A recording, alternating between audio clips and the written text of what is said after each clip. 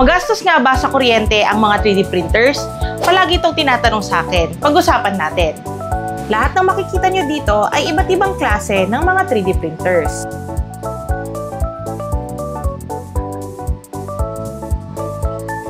Para sa video na to, itong hawak ko yung magiging sample na print. Ito siya habang print at ang ginamit kong 3D printer dito ay ang Creality K2 Plus Combo. Ito yung settings niya habang nagpiprint. 220 ang temp ng nozzle, 51 naman sa bed, 38 naman sa chamber temperature. Tapos, naka-on ang ilaw, at ito naman yung mga fans niya. Naka 50% yung model fan at saka yung side fan. Yung back fan, naka-off.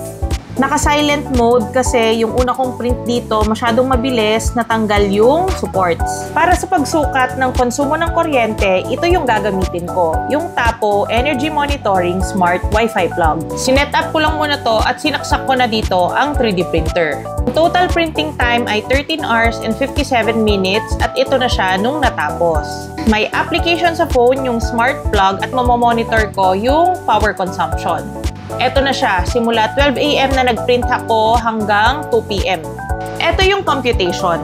At imumultiply ko sa dulo kung magkano ang rate per kilowatt hour na singil ng Meralco. Kung ito ay 14 pesos, ito ang resulta, 27.76 pesos para sa 13 hours na print. Pero take note, kapag iba ang print mo, lalo na kung ibang material yan, iba ring 3D printer, magbabago yung settings nun. So, ibig sabihin, pati yung konsumo, magbabago rin. Ang material na ginamit ko dito sa video na to ay PLA material. At yung mga settings na nakita nyo kanina ay yung common na settings na ginagamit para ma-print siya. Pwede ka rin gumamit nito, wala lang siyang pang-record ng consumption. Tapos, medyo nakakalito lang, syempre, nag-fluctuate yung readings. So, ano sa tingin nyo? Magastos o hindi?